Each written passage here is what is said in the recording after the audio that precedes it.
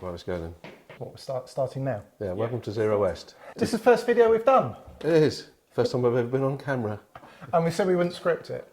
And we didn't. No, definitely haven't scripted it. Definitely. So here we are, first ever video, and what a place to start. New watch time, it's the Dambuster DB-80. The DB-80, yeah. So following on from our really successful Dambuster range of watches to commemorate the 80th year of the Dambuster raid, which is on the 16th and 17th of May. And the original watches that we did, the original Dambuster watches, were hugely popular, especially in the States. Incredibly lucky to get the 4 kilograms of material, which we converted into pieces that could be mounted up into the back of the watches. Because that was quite a difficult process for us, wasn't it? I mean, you know, we were lucky we worked with Tom at Foundry, who does a lot of our smelting down. And what was really nice working with him was how much he really respected the material and the historical significance of it when we took it to him. Yeah, it's a special piece of material. You know, it might just look like a piece of aluminium, but it's got incredible history behind it. It wasn't easy to convert either because the material was in a dreadful state. So I was unsure if we were actually going to get anything tangible out of it, but we did. We got enough to do the DB1 Blackout, and the DB2, and with our reserve material, we've got enough material to do just 50 DB80s, and with no spare. Yeah, and this material's from ED825, which was one of the 19 Lancasters that flew that night. I think only 11 came back, which ED825 was one of them. And it was Johnny Johnson's plane, wasn't it? Yeah, Johnny Johnson was the bomb aimer on that plane. Sadly passed away back end of last year. He was the last surviving Dambuster crew member. So yeah, very significant, very poignant piece, this one. ED825 was the reserve plane. Right. McCarthy, when he went to board the plane, realised that there was a fault with it. So they had to rush across the airfield to get into ED825, which was the backup plane. Accounts say that one of their parachute popped open as they were actually running across the runway, I think. So it must have been chaos. Jeez, massively stressful. Yeah, but the most important thing was that they desperately wanted to get on that reserve plane. Yeah. To actually complete the mission. Because they were slightly behind, weren't they, when the mission... Yeah, they had to make up time. Yeah. And went to the Sorper Dam, which was pretty much the unknown dam as far as the film's concerned. It was a different construction, and they had to bomb it a different way. Because they found that out when they got there, didn't they?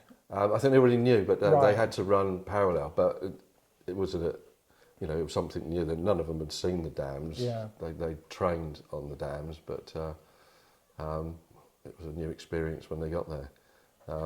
Johnny Johnson recalls, I think, running over the dam, parallel with the dam, about 8 or 9 times, I think, Wow. before they actually launched their bomb. I don't think there was too much in the way of flak there. There was no sort of resistance, but it was an incredibly difficult mission. And he recalls dropping their particular bomb from 30 feet, which is absolutely incredible. They could get a Lancaster bomber down in a few seconds to 30 feet, you know, steady. Well, they weren't nimble, were they? They weren't known for being nimble. No, not really. No. And actually, so obviously ED825 made it back, and then unfortunately was shot down 3 months after in northern France. Yeah, they converted it back to a more standard Lancaster with a bomb bay on the bottom of it, and the account is that they were dropping some munitions for SOE. 2 planes went on a mission to drop munitions, hand grenades and small arms, firearms and things. And by all accounts there was a mobile flak unit waiting for them, which sadly shot them down, losing all the crew.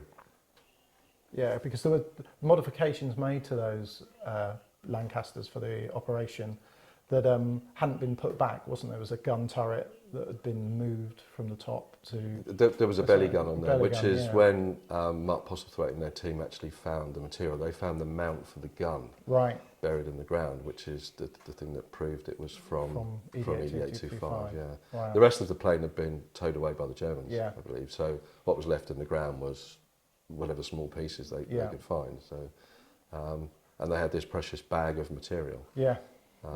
Which we were very lucky to acquire, weren't we? Fortunate, Yeah. So yeah, commissioned Mark to paint the image that we. Yeah, we had. it was almost the image for the project, wasn't it? It was kind of the forerunner, which we did a silent auction for to give back to the Just Jane project. Yeah, raised a significant amount of money Yeah. for the Just Jane project to get another Lancaster flying, which is massively important. Yeah, for us as a brand, it feels great to be able to give something back and to, you know, especially that's connected with the whole project, that particular theme for and the support project. that community. You know, Yeah. there's a huge following for that. I think it's a very worthy cause. Now the exciting bit, we're obviously going to talk about the watch, the new DB-80, which follows on from the DB1, DB1 Blackout, and obviously the chronograph DB2. I'll put my glasses on for that then. I think yes.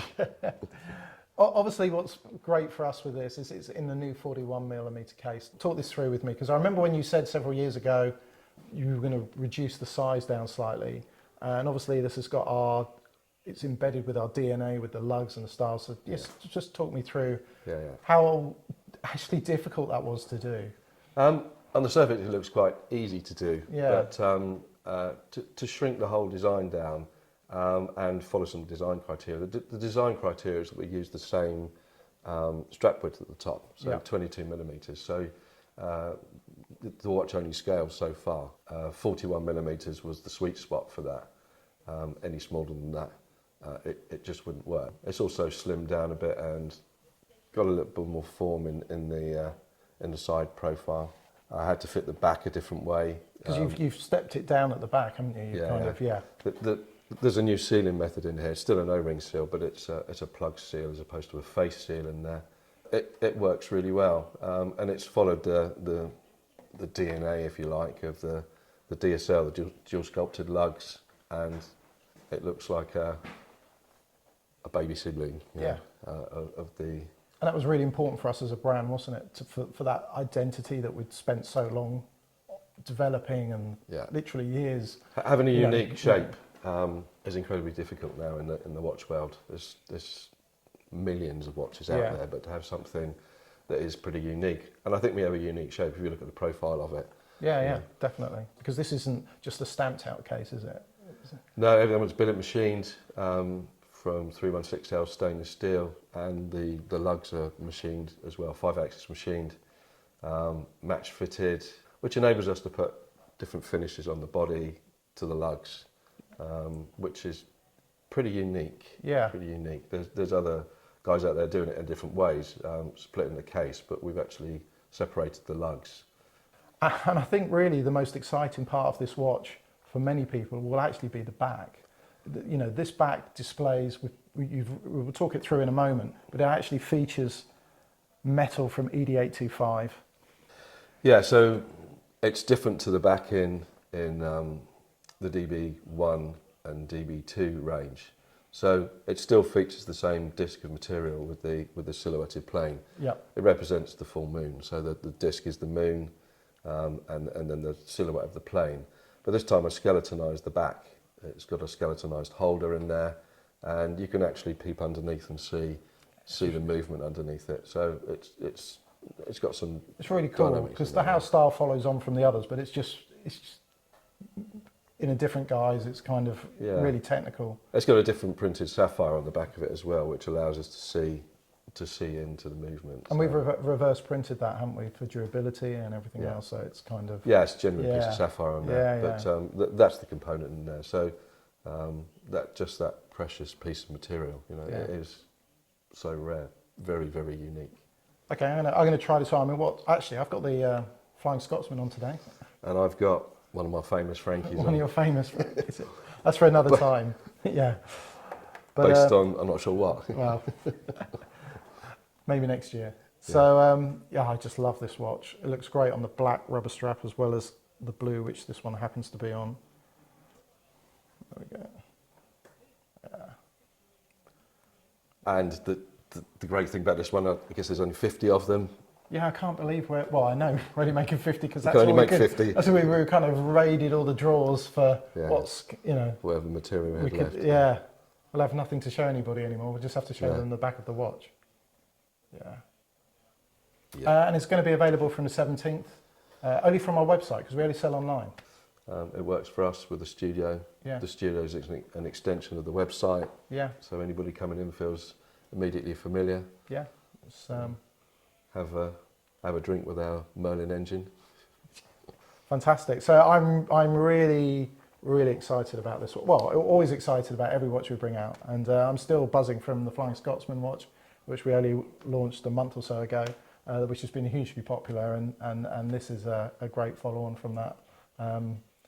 The dates came that close together, but yeah. Fancy going to the pub? Yeah, let's go to the Okay, pub. let's go to the pub. Yeah.